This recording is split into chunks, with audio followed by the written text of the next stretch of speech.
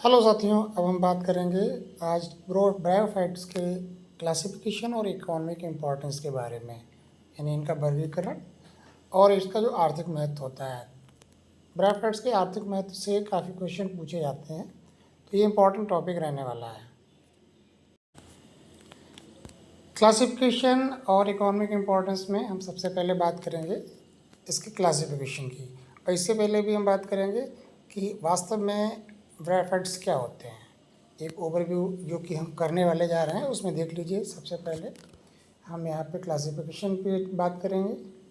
Classification का basis क्या होता है, ब्रायोफाइट्स की प्लांट किंगडम में क्या पोजीशन है, किस जगह पे इनको रखा गया है, इसके जो मेजर क्लासेस हैं 3 वो कौन से हैं, इम्पॉर्टेंट एग्जांपल्स और की पॉइंट जो एग्ज़ाम में पूछे गए क्वेश्चंस या पूछे जाने के चांसेस हैं उनके बारे में डिस्कस करेंगे।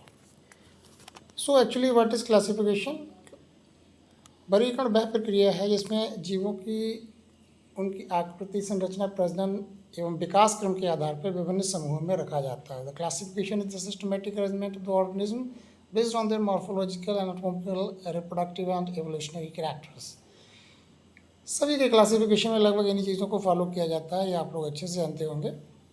मॉर्फोलॉजी के बेसिस पे, एनाटॉमी के बेसिस पे, उनके रिप्रोडक्शन के बेसिस पे, and the most important thing is evolutionary characters, कि उनका किस टाइप से एवोल्यूशन हुआ है, इसके बेसिस पर उनका क्लासिफिकेशन किया जाता है। So here the basis of classification, कि क्या क्या ऐसे बेस हैं जिनके आधार पर क्लासिफिकेशन ब्रायोफाइट्स का करते हैं। The structure of the gametophyte, gametophyte का स्ट्रक्चर किस तरीके का है। Structure of the sporophyte, sporophyte यानी कि जो डिप्लॉयड स्ट्रक्चर है वो किस टाइप का है। Presence and absence of the stomata, क्या इसमें स्टोमेटा हैं या नहीं है। कैप्सूल के करेक्टर के बेसिस पे और राइजोइड्स के नेचर के बेसिस पे, राइजोइड्स जो रूट की तरह से स्ट्रक्चर्स होते हैं। And also the type of dehiscence, इसमें किस तरीके से स्पोर का लिबरेशन होता है, स्पोर मैच्योर होने के बाद कैसे ब्रायोफाइट्स के कैप्सूल से बाहर आते हैं। तो ये सब बेसिस इसके रहने वाले हैं कि क्लासिफिकेशन किसके बेसिस पे किया जाएगा। एग्जाम पॉइंट ऑफ व्यू से देखिए, bryophytes are the classified mainly on the basis of the dominant gametophytic feature. तो इन इतने सारे बेसिस तो हैं, लेकिन सबसे ज़्यादा इम्पॉर्टेंट जो बेसिस रहा वो यही है कि उसका गैमेटोफिटिक जो फीचर है उस वो डोमिनेंट फेज होता है, मेन प्लांट बॉडी इसी की है, तो इसी के बेसिस पे इस टाइप से क्लासिफिकेशन किया जाता है। आप देखिए क्लासिफिकेशन ब्रायोफाइट्स का है, उसमें किस में डिवाइड किया। ब्रायोफाइट्स को 3 क्लासेस में डिवाइड किया गया है, हेपेटिकॉप्सिडा, एंथ्रोसिरोप्सिडा और ब्रायोप्सिडा। हेपेटिकॉप्सिडा को लिवरवर्ट्स बोलते हैं, इसमें मार्पिंशिया, रिक्सिया, पोरेला आते हैं। लिवरवर्ट एक सिंपल टाइप से आप समझ लो, something looking like the liver, कुछ स्ट्रक्चर इसका इस टाइप का दिखेगा।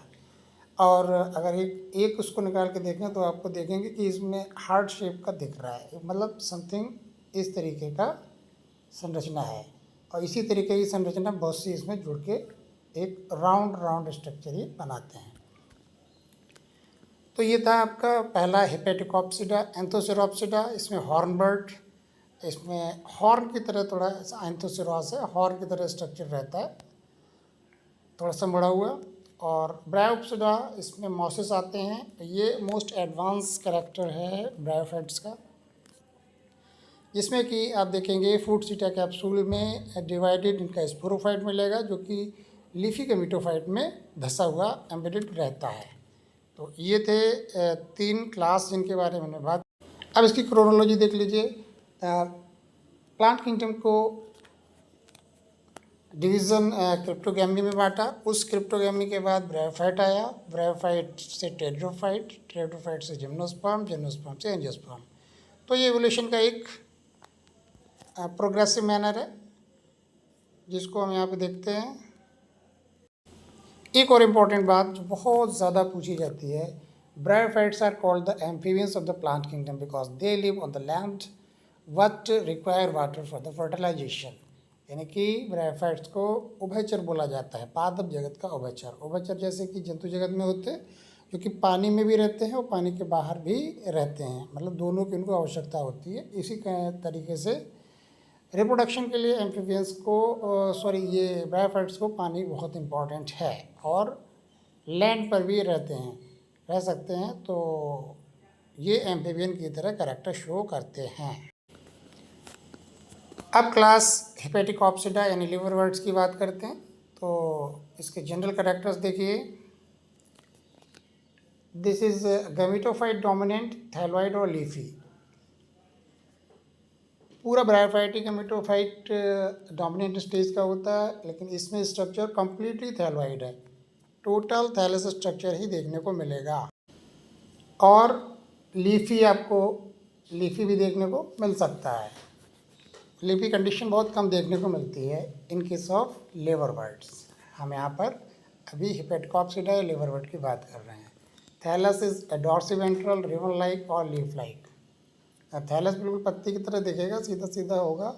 और डॉर्सिवेंट्रल है जिसमें कि दो फेस सरफेस होती हैं, एक डॉर्सल सरफेस और वेंट्रल सरफेस। आपको मालूम है कि डॉर्सल सरफेस जो होती है ऊपर वाली होती है, वेंट्रल नीचे वाली होती है, जो कि मिट्टी के टच में रहेगी। राइजोइड यूनिसेलुलर होते हैं, स्मूथ वॉल्ड होते हैं। नो ट्रू रूट, इसमें रूट नहीं होती है। स्टेमन लीफ ये भी नहीं होते हैं। पूरे ब्रायोफाइट्स में ये नहीं होते हैं। ट्रू स्ट्रक्चर नहीं मिलता है। Scales present on the ventral side, scale ही होता है, स्केल्स मिलते हैं, वो भी नीचे की तरफ वेंट्रल साइड में। सेक्स ऑर्गन्स मल्टी सेलुलर होते हैं और sunken in the thallus. Sex organs जो हैं वो थैलस के अंदर धंसे रहेंगे। कम होते हैं, सेक्सुअल स्ट्रक्चर कम मिलेगा। जैसे ही हम इस पर एडवांसमेंट में जाते हैं, सेक्सुअल स्ट्रक्चर्स का डेवलपमेंट बढ़ता चला जाता है। Sporophyte dependent on the gametophyte, well known, हम लोग पहले से इसकी बात करते हैं। Capsule without stomata, dehiscence by valves, dehiscence के लिए वाल्व्स होते हैं। और कैप्सूल जो है उसमें स्टोमेटा नहीं है डेhiscence के लिए। इलेटर दो टाइप के होते हैं, स्पाइरल इलेटर जो कि मार्केंशिया में मिलते हैं, और स्मूथ टाइप के इलेटर रिक्सिया में देखने को मिलते हैं। डायग्नोस्टिक फीचर और इम्पॉर्टेंट इसके जो फीचर हैं जिससे कि हम इसको आइडेंटिफाई कर सकें, उनमें क्या होगा? स्केल्स का पाया जाना और एयर पोर्स का पाया जाना। ऑयल बॉडीज़ इनमें प्रेजेंट होती हैं। वेजिटेटिव रिप्रोडक्शन जीमी के द्वारा होगा। जिमी मतलब जिमा का। स्पोरोफाइट शॉर्ट लिव्ड होगा, कम टाइम तक स्पोरोफाइट रहेगा। गैमेटोफाइट ज़्यादा टाइम तक रहेगा। आगे जैसे ही इसमें एडवांसमेंट, इसके एवोल्यूशन को देखेंगे आने वाले क्लासेस में, वहाँ स्पोरोफाइट की फेज़ थोड़ी सी बढ़ेगी और गैमेटोफाइट थोड़ी सी शॉर्ट होगी, लेकिन बहुत ज़्यादा डिफरेंस नहीं आने वाला है। Thalloid and leafy forms, thallus forms होती है। गैमेटोफाइट जो होगा वो थैलॉइड होगा, इसे रिक्शिया मार्केंशिया में। लीफी फॉर्म गैमेटोफाइट डॉर्सिवेंट्रल है। डॉर्सिवेंट्रल स्ट्रक्चर को देखेंगे तो देखेंगे एक डॉर्सल सरफेस, एक वेंट्रल सरफेस, जो कि लीफ लाइक लोब्स दिखते हैं उसमें पोरेला में। तो लीफ लाइक जो लीफी फॉर्म है वो समथिंग लाइक इन पोरेला, और रिक्शिया मार्केशिया में थैलॉइड फॉर्म है। तो थैलॉइड से लीफी फॉर्म जो है थोड़ी सी इवोल्यूशनरी ट्रेंड वाली है, मतलब वो इवॉल्व्ड है। तो लीफी फॉर्म पोरेला में and thalloid form in Riccia and मार्केशिया। रिप्रोडक्शन, वेजिटेटिव रिप्रोडक्शन जीमी और फर्टिलाइजेशन फ्रेगमेंटेशन के द्वारा होगा। फ्रेगमेंटेशन मतलब टुकड़े टूट जाते हैं और हर एक टुकड़े से, हर एक पार्ट से एक नया ऑर्गेनिज्म बन जाएगा। जीमी जो कि वेजिटेटिव पार्ट है नॉर्मली। गैमेटोफाइट उसमें जीमी स्ट्रक्चर ऊपर के लिए थोड़े से निकल आते हैं, जो बाद में सेपरेट होकर नया प्लांट बनाने की टेंडेंसी रखते हैं। प्लांट इन द सेंस मैं बोल रहा हूँ ब्रायोफाइट्स के बारे में। असेक्सुअल अगर बात करेंगे तो स्पोर्स के द्वारा होता है, जो कि मालूम है कैप्सूल में स्पोर्स बनते हैं और इस स्पोर्स का बाद में मियोसिस हो जाएगा, उससे हैप्लॉइडस्पोर बनेंगे। वही हैप्लॉइडस्पोर एक नए प्लांट को, नए ब्रायोफाइट को, नए थैलस को बनाने के लिए यूज़ होते हैं।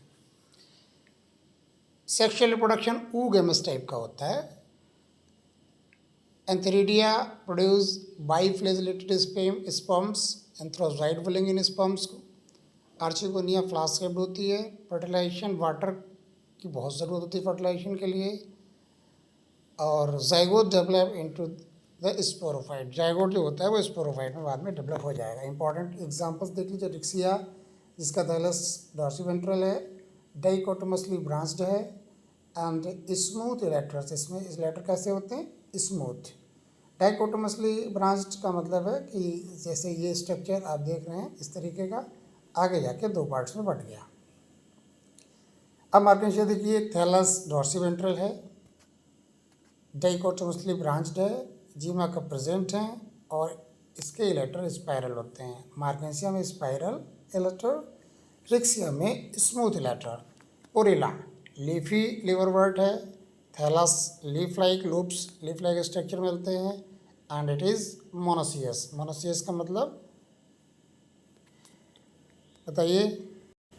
Yes, monoecious, male female both parts on the same thallus structure. मार्केशिया देखिए, इसमें जीमा कप आपको दिख रहे होंगे और डॉर्सल सरफेस है, एयरपोर्ट्स हैं and this side antheridiophore, archegoniophore, median nose and rhizoids, root like structure. और previous year question important that amphibians of the plant kingdom are known as these bryophytes. Next, Anthoceropsida, which are also called hornwort, and Bryopsida, which are called mosses. So, Anthoceropsida, the general character of Anthoceropsida, gametophyte single thyroid dorsiventral, internal cavities with nostoc colony. Anthoceros में nostoc colony देखने को मिलेगी within the body, internal cavity के अंदर। Rhizoids unicellular smooth walled होते हैं। Sex organs embedded in the thallus, thallus में धसे रहेंगे। Sporophyte in capsule indeterminate growth show करता है एंड हैज़ स्यूडो इलेक्टर, इसमें स्यूडो इलेक्टर देखने को मिलते हैं, इस पर विशेष ध्यान दीजिएगा। डायग्नोस्टिक फीचर जो होते हैं एंथोसेरोस देखिए, प्रेजेंस ऑफ स्यूडो इलेक्टर अभी बताया, ये बहुत इंपॉर्टेंट पॉइंट है इसका। Meristematic zone at the base of the capsule, meristematic zone मिलेगी, ये मीन्स जिसमें ग्रोथ बहुत ज़्यादा होती है, हाई पावर ऑफ डिवीजन जिसमें मिलेगी। Columella present in the capsule, capsule में कॉलोमेला होगा। इम्पॉर्टेंट एग्जाम्पल्स अगर हम देखें एंथोसेरोप्सिडा के, थैलस विद नोस्टॉक कॉलोनी, जो थैलस होगा उसमें नोस्टॉक कॉलोनी मिलेंगी, मतलब नोस्टॉक इज एल्गी, साइनोफाइसी की एल्गी है तो ये एल्गी इसमें मिलेगी। स्पोरोफाइट इज इरेक्ट, सीधा होगा, एलोंगेटेड और हॉर्न लाइक, हॉर्न की तरह होगा, हॉर्न यानी सींग की तरह। Anthoceropsida thallus and sporophyte, ventral view can look here. Nostoc colony ये देखिए इस टाइप से है, thallus, involucre, columella, spores, pseudoelectro stomata and the sporophyte. Next, we should talk here about next one, that is Bryopsida. फिर दोनों के comparison की बात करेंगे। Bryopsida, they are the mosses, इनको मॉस बोलते हैं कॉमन लैंग्वेज में। Gametophyte has two stage, protonema juvenile stage and leafy gametophyte. Protonema juvenile stage है, जो स्टार्टिंग में स्पोर से नया ऑर्गेनिज्म बन के आएगा उसको हम प्रोटोनेमा बोलेंगे, और ये जुवेनाइल स्टेज है। Later on leafy gametophyte develop and उसके बाद उस पर स्पोरोफाइट का डेवलपमेंट होगा। स्पोरोफाइट आप लोग जानते हैं, शुरू से हम डिस्कस करते हैं, sporophyte is dependent on the gametophyte in case of bryophytes. Stem like axis with the leaves, जो इसका एक्सेस है वो स्टेम की तरह दिखेगा।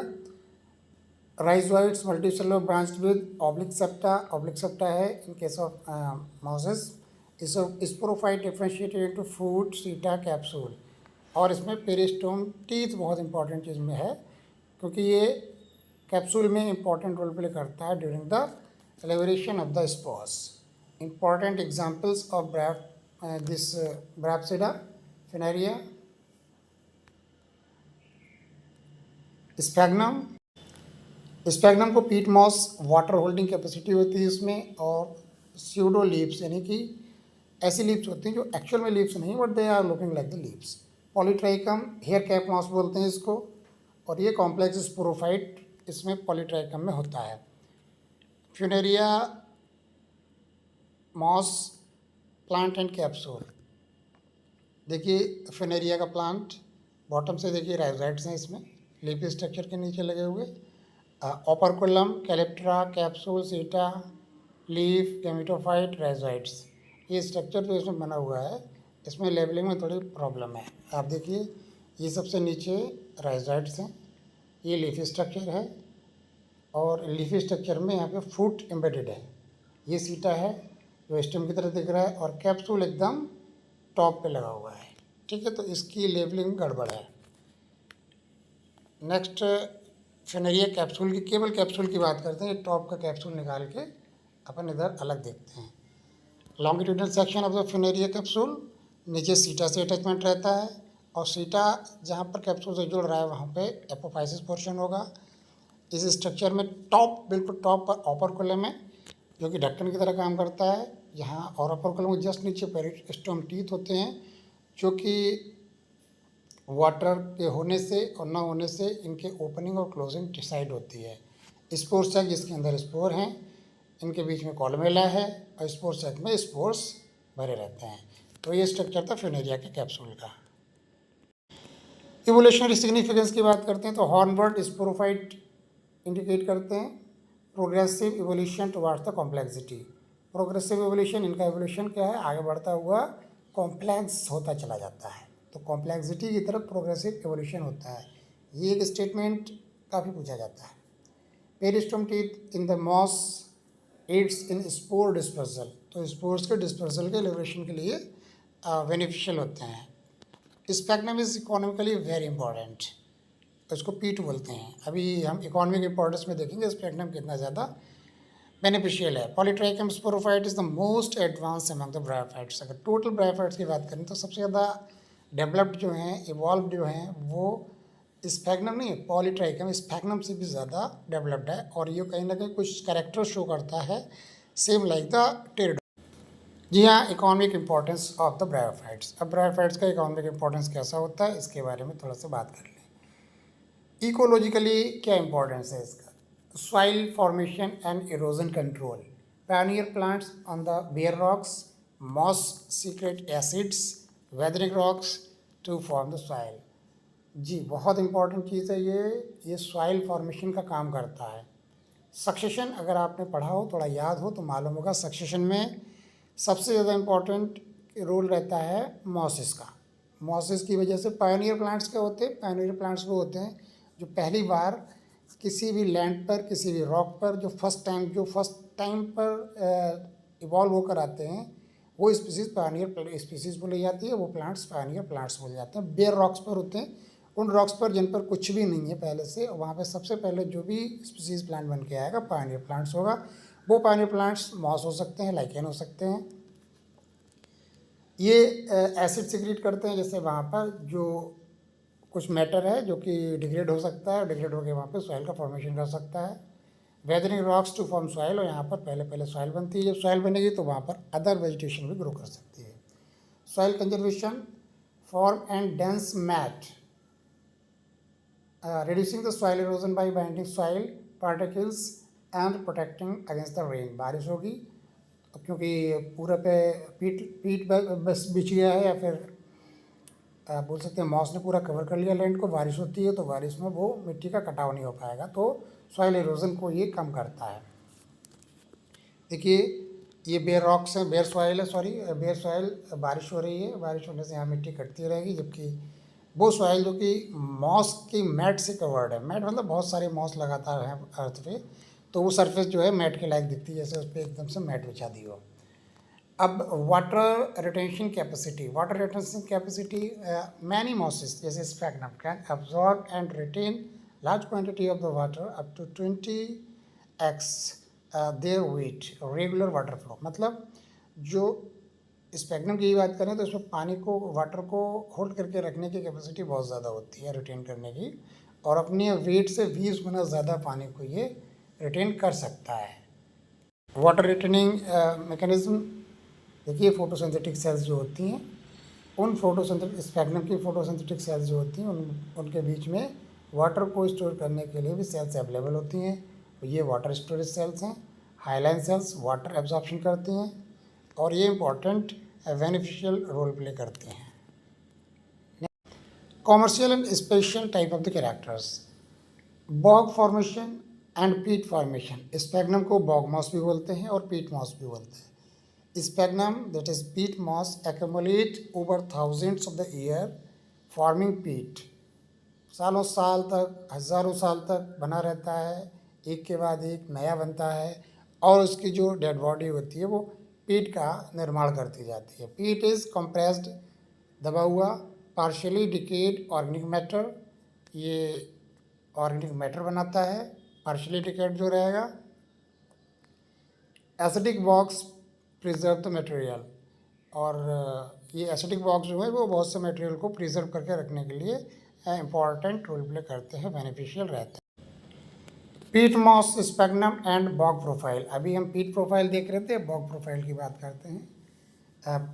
पैकिंग मटेरियल एंड हॉर्टिकल्चर, जो इससे बॉग बनकर आता है उससे मटेरियल को पैक करने में इस्तेमाल होता है और हॉर्टिकल्चर में भी इसका यूज़ किया जाता है। Dried Sphagnum used to pack the delicate plants, bulbs, जो कमज़ोर प्लांट्स होते हैं जो कि डिस्ट्रॉय हो सकते हैं। Flower, fruit due to water retention and antiseptic properties used in nurseries as the soil conditioner, and it is also indicator plant and pollution monitoring। बोलते हैं कि ये बेस्ट इंडिकेटर होते हैं पोल्यूशन के, तो पोल्यूशन के इंडिकेटर भी रहते हैं। कुछ मॉस होते हैं जैसे Funaria Sphagnum, they are sensitive to the air pollutants, ये एयर पोल्यूशन के सेंसिटिव हैं, और अगर जहाँ पे एयर पोल्यूशन ज़्यादा है वहाँ पर ये प्लांट्स को ग्रो कराओगे, मतलब ये ब्रायोफाइट्स को ग्रो कराओगे तब भी ये ग्रो नहीं हो सकते। Heavy metal, sulphur dioxide, sulphur dioxide के लिए बहुत सेंसिटिव हैं bryophytes. Accumulate pollutants and serving is the bio indicator of the air quality.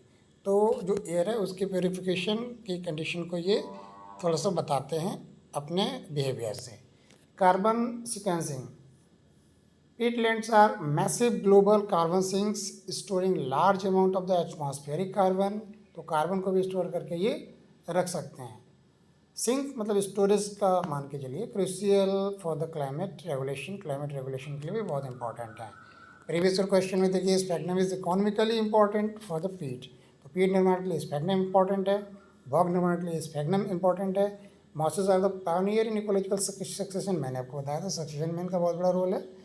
And soil formation, ये सॉइल बनाने के लिए बहुत इम्पॉर्टेंट है। चलिए थोड़ा सा रिवीजन कर लें। अप्लाइड इम्पोर्टेंस क्या बचा वो बात करते हैं, और प्रीवियस ईयर क्वेश्चन और जो इसका थोड़ा सा ओवरव्यू है वो देख लेंगे। अप्लाइड इम्पोर्टेंस क्या रहेगा, मेडिकल इम्पोर्टेंस एंटी माइक्रोबियल रहेगा, एंटी फंगल होता है, एंड एंटी ट्यूमर प्रॉपर्टीज़ ये सब शो की जाती हैं पॉलीट्राइकम और मार्केंशिया द्वारा। Extract have shown potential useful for traditional medicine, medicine निर्माण में इसका रोल होता है। रिसर्च में बात करें तो रिसर्च के केस में model organism for the genetic and developmental studies, इसके प्लांट्स का यूज़ किया जाता है रिसर्च के लिए। Key role in understanding the plant evolution, plant में कैसे एवोल्यूशन हुआ इसको समझने के लिए की रोल है, क्योंकि पानी में ये अलगी टोटल पानी की थी, वाटर की थी, अब वाटर से बाहर लैंड प्लांट्स यहीं से स्टार्ट होते हैं, तो ये एक तरीके का बहुत ही स्पेशल टाइप का ट्रांजिशन शो करता है। लैंड प्लांट्स कॉलोनाइजेशन, कैसे कॉलोनी लैंड प्लांट्स ही बनती है। फिस्को माइट्रेला पैटेंसिस मॉडल सिस्टम, ये मॉडल सिस्टम की तरह रहेगा। Horticulture and environmental use, soil conditioner, packing material की तरह रोल होता है, हम पहले बात कर चुके हैं। फ्लावर्स और बल्ब्स के लिए हाइड्रोपोनिक्स, पीट सब्स्टिट्यूट्स, हाइड्रोपोनिक्स के निर्माण में इसका यूज़ करके देखा जा सकता है। हाइड्रोपोनिक्स आपको मालूम ही होगा कि the development of the plant in the water, मतलब रूटलेस टाइप से बनाते हैं। Sphagnum is primarily indicator of the pollution, pollution बताने का काम करेगा। पीटलैंड और massive carbon sink aiding the climate regulation, तो पीटलैंड से हम देखते हैं कि कार्बन को वो सिंक की तरह स्टोर करने के लिए कैपेबल हैं। अभी क्वेश्चन थोड़े देख लीजिए। Which variety use as the packing material, पहला क्वेश्चन ऑप्शन है Riccia Funaria Sphagnum and Marchantia, तो आंसर इसका आप बताइएगा। Bryophytes are called amphibians of the plant kingdom because they live in the water only. B, they require water for fertilization. C, they are found in both desert and ocean. And D, none of the above, तो answer क्या होगा इसका, answer आपको side से दिख भी रहा है। They require water for fertilisation, चूडोगेमस Third question, the model organism for bryophyte genetic research is, that is Markensia polymorpha, Fineria hygrometrica, Fiscometrella patens, Fiscometrella patens के बाद एंथोसेरॉस एर्जेरेटिस। तो फिस्कोमेट्रेला पेटेंस अभी आपने बात करी थी, तो this is the answer for this question. Now quick have the quick revision table features liverwort, hornwort and mosses, तीनों की बात करते हैं। थैलाइड बॉडी तीनों में होगी, यूनिसेलुलर मल्टीसेलुलर कंडीशन इनमें पाई जाती है, और राइजोइड्स की। और स्पोरोफाइट देखें तो सिंपल गैमेटोफाइट लिवरबर्ट में, मॉसिस में, हार्टबर्ड में थोड़ा सा चेंज मिलेगा। इलेक्टर यस पाए जाते हैं, और स्यूडो इलेक्टर आपको मालूम है हॉर्नबर्ड में पाए जाएंगे, बाकी इलेक्टर्स इन दोनों में मिलेंगे। पेरिस्टोम